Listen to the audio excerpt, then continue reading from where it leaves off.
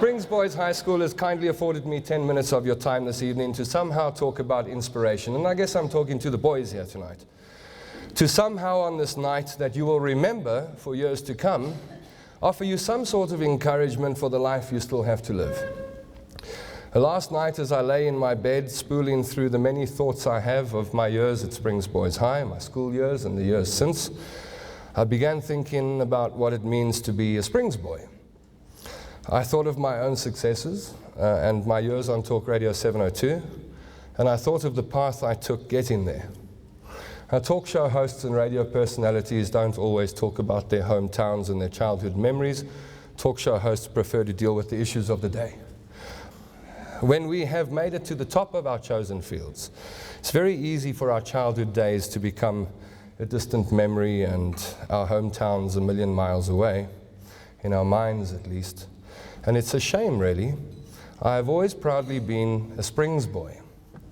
As much as the Santons and the Bryanstons and the Bedford Views shout success, Springs suggests survivors. As much as Morningside screams money, Springs shows us meaningful. In the late 1930s, this was the largest gold producing area in the world. You could almost say that the achievements of the 20th century were built on the back of the mines in this place.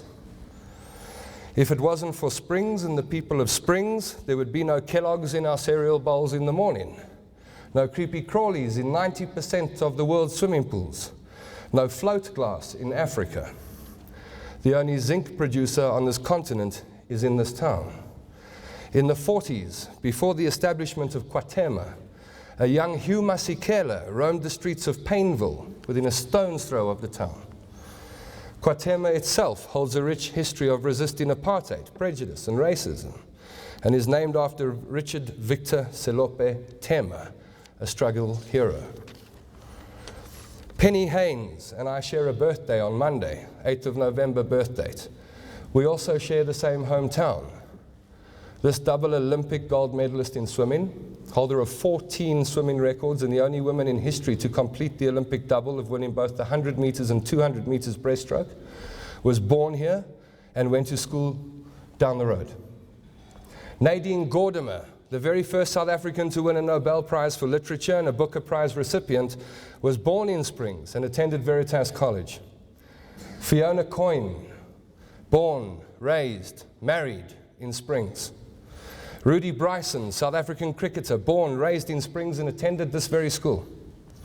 I remember my friend Brandon Orette telling me in these corridors outside that one day he would be an actor. Now Brandon attended Veritas College, CBC in those days. We didn't quite like the CBC oaks, but we accepted them when we went to battle with them on our drama nights at Springs Boys High. And he has since, I'm talking about Brandon of course, appeared in Isidingo, Angel's Heart, One Way and Breathe, and acted in the movies Hansi and Catch a Fire. A Springs boy.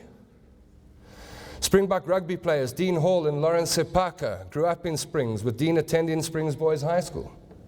Our national airline, SAA, has been run by a Springs boy, Andre Viljoen. I recall playing in Mr. Viljoen's front yard right across the road from the school as a young boy. These are just some of the businesses, some of the inventions, some of the people who claim Springs as their hometown.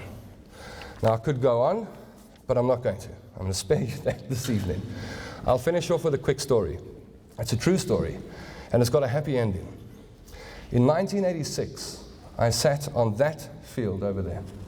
It was the Standard Sixes field then. I'm not sure, do you guys still call it the Grade 8s field? Is it still the same or changed? But it was the Standard Sixes field in those days, and when you came to Springs Boys High, you sat on the Standard Sixes field for the first year. And I dreamed of being a radio personality.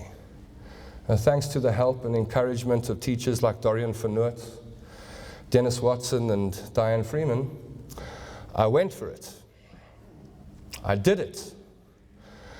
I did it as a Springs boy. And although I've got a lot more work to do before my name is added to the list of people I've just mentioned, my dreams have come true more than once. Springs boy can do anything he sets his mind to.